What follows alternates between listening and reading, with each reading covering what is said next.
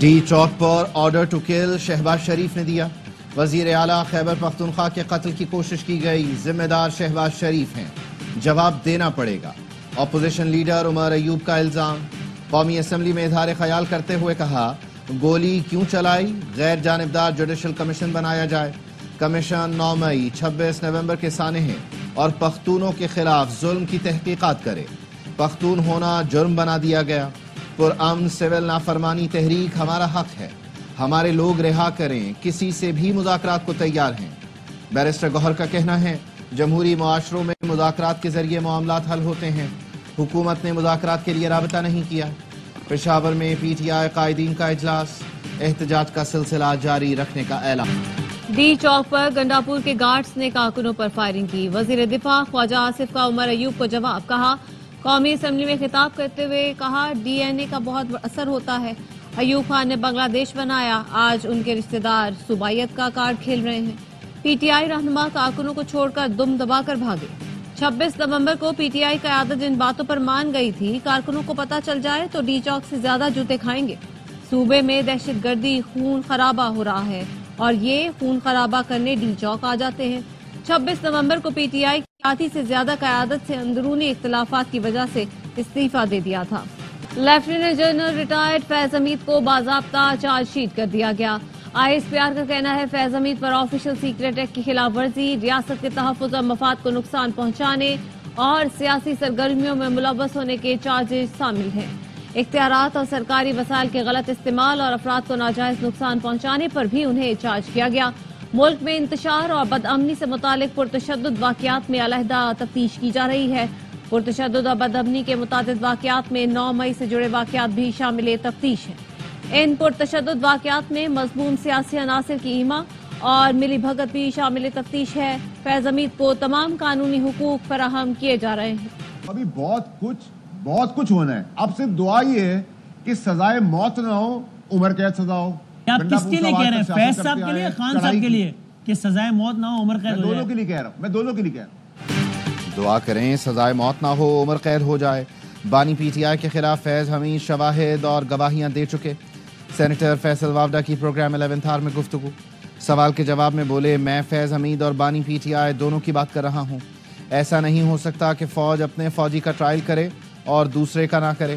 سپاہ سالار نے اپنے ادارے کے تگڑے انسان کو بھی ٹرائل میں کھڑا کیا. ارشد شریف کا کیس بھی ابھی باقی ہے.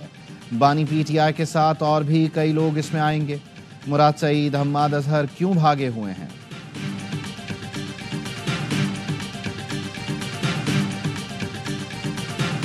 گناہگار کو چھوڑیں گے نہیں، بے گناہ کو چھیڑیں گے نہیں. وزیر اعظم شہباز شریف کا 2 ٹوک پیغام. کہا ملک کے خلاف ناپاک سازش اور اسلام آباد پر چڑھائی کرنے والوں کو نہیں بخشیں گے. وفاقی کابینہ کے اجلاس میں خطاب کرتے ہوئے کہا بدقسمتی سے پھر ایک کال دینے کی کوشش کی گئی. سول نافرمانی سے بڑی ملک دشمنی کیا ہو سکتی ہے؟ معاشی استحکام سیاسی استحکام سے جڑا ہے. اللہ کا شکر ہے ترسیلات زر بڑھ رہی ہے، مہنگائی میں کمی آئی ہے. سپریم کورٹ نے اصغر خان کیس میں حساس اداروں میں سیاسی سیل ختم کرنے کی رپورٹ طلب کر لی. ایڈیشنل اٹارنی جنرل کو وزارت دفاع کا جواب جمع کرانے کا حکم. ایڈیشنل اٹارنی جنرل نے کہا اصغر خان کیس کے فیصلے کے بعد اداروں میں سیاسی سیل ختم کر دیے گئے تھے. جسٹس مسرت ہلالی نے پوچھا اس کا مطلب ہے حساس اداروں میں سیاسی سیل تھے؟ سلمان اکرم راجہ نے کہا یہ تسلیم شدہ حقیقت ہے کہ حساس اداروں میں سیاسی سیل تھا.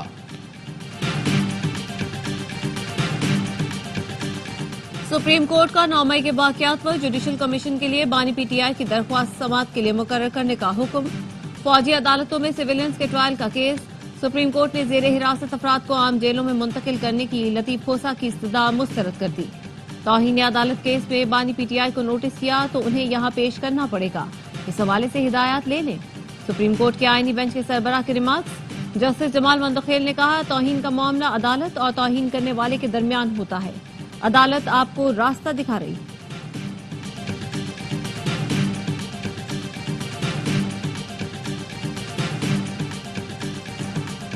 پی ٹی آئی پاکستان اور پاک فوج کے خلاف بیرونی ایجنڈے کو لے کر چل رہی ہے. یہ جماعت فوج کو کمزور کرنا چاہتی ہے. انتشار پھیلانے والے کسی شخص کو نہیں چھوڑیں گے. وزیر اطلاعات عطا تارڑ کہتے ہیں ٹارگیٹڈ مہم کے ذریعے صحافیوں کو نشانہ بنایا جا رہا ہے. ان کی تفصیلات شیئر کی جا رہی ہیں. نقصان پہنچانے کا ارادہ ہے. بطور وزیر اطلاعات نوٹس لیا ہے. کسی ایک کو بھی نہیں چھوڑا جائے گا. فیصلہ کن کارروائی کر کے مثال قائم کریں گے. یوگ میں سیکیورٹی فورسز کی کارروائی. فائرنگ کے تبادلے میں 15 خارجی مارے گئے. سپاہی عارف الرحمان بہادری سے لڑتے ہوئے شہید ہو گئے. ہلاک خارجیوں سے اسلحہ گولہ بارود برآمد. ISPR کا کہنا ہے بہادر جوانوں کی قربانیاں ہمارے عزم کو مزید مضبوط کرتی ہیں. صدر زرداری وزیر اعظم اور وفاقی وزیر داخلہ کی کامیاب آپریشن پر فورسز کو مبارکباد. جامع شہادت نوش کرنے والے سپاہی کو خراج عقیدت. شام میں موجود 250 میں سے 79 پاکستانی زائرین بیروت پہنچ گئے. بیروت سے پاکستانیوں کو وطن واپس لایا جائے گا. وزیر اعظم شہباز شریف کی زیر صدارت کابینہ اجلاس میں بریفنگ. شام میں پھنسے پاکستانی زائرین کی حکومت سے اپیل کی ہے کہ وطن واپسی کے لیے مدد کی جائے. 2 دن سے شام میں محصور اور شدید مشکلات سے دوچار ہیں.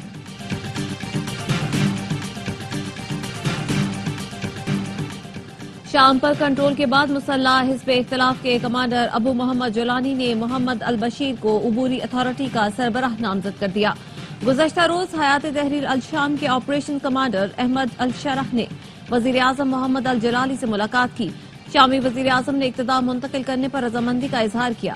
دمشق میں حالات معمول پر آنے لگے. دن کے اوقات میں دمشق سے کرفیو اٹھانے کا اعلان. بینک بھی کھولنے کی منظوری. غزہ اور لیبنان کے بعد اسرائیل نے شام کو نشانہ بنانا شروع کر دیا. اسرائیل کا شام پر اب تک کا سب سے بڑا فضائی حملہ. دمشق دھماکوں سے گونج اٹھا. اسرائیلی فوج نے دمشق سمیت دیگر شہروں میں 250 سے زیادہ فضائی حملے کیے. سیونی فورسز نے 3 ہوائی اڈوں سمیت فوجی تنصیبات کو نشانہ بنایا. 24 گھنٹے کے دوران 10 افراد شہید ہوئے. سعودی عرب، قطر اور عراق نے اسرائیل کی جانب سے گولان کی پہاڑیوں پر قبضے کی شدید مذمت کی. سعودی عرب کا کہنا ہے اسرائیل کی غیر قانونی طور پر شام کی زمین پر قبضہ عالمی قوانین کی خلاف ورزی ہے.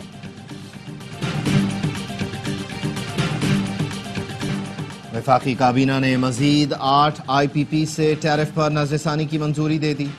IPPs میں JDW، چنیوٹ پاور، حمزہ شوگر، المعیز پاور پلانٹ شامل ہیں. وفاقی کابینہ کو بتایا گیا فیصلے سے خزانے کو 200 ارب روپے کی بچت ہوگی. دسمبر میں کراچی کے سوا ملک بھر کے بجلی صارفین کو ریلیف ملے گا. کے الیکٹرک صارفین سے جولائی کی فیول ایڈجسٹمنٹ کی مد میں فی یونٹ 3 روپے 3 پیسے وصول کرے جائیں گے. رواں ماہ کے ای صارفین کو 1 ماہانہ اور 1 سہ ماہی ایڈجسٹمنٹ کا بوجھ برداشت کرنا ہوگا. باقی ملک کے صارفین کو دسمبر میں اکتوبر کی ایڈجسٹمنٹ کا 1 روپیہ 14 پیسے کا ریلیف ملے گا.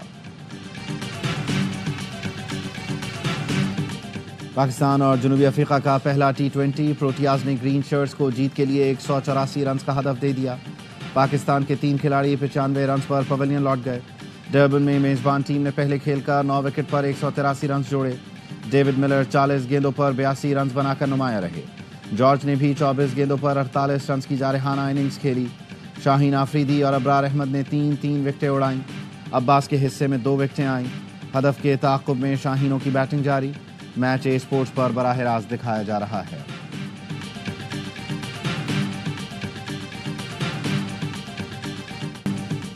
شاہین شاہ آفریدی کی T20 انٹرنیشنل میں وکٹوں کی سینچری. سنگ میل عبور کرنے والے تیسرے پاکستانی بن گئے. اسٹار پیسر نے جنوبی افریقہ کے خلاف پہلے میچ میں 22 رنز دے کر 3 وکٹیں اڑائیں. کیریئر کے 74ویں میچ میں 100 وکٹوں کا اعزاز حاصل کیا. چیف جسٹس یحییٰ آفریدی کا دورہ بلوچستان. دوسرے روز چیف جسٹس کا سب جیل گوادہ کا دورہ. چیف جسٹس نے قیدیوں کو فراہم کی جانے والی سہولتوں کا جائزہ لیا. چیف جسٹس نے قیدیوں کی فلاح، انفراسٹرکچر کی بہتری سمیت ہر ڈویژن میں ایک جیل کے قیام پر زور دیا. چیف جسٹس یحییٰ آفریدی جوڈیشل کمپلیکس مکران بھی گئے. جوڈیشل افسران، مکران بار کونسل کے عہدیداروں سے ملاقات کی. مکران بار کی جانب سے ماورائے عدالت قتل اور جبری گمشدگیوں کا معاملہ اٹھایا گیا. چیف جسٹس نے مسائل کے حل اور قانون کی حکمرانی کی یقین دہانی کرائی.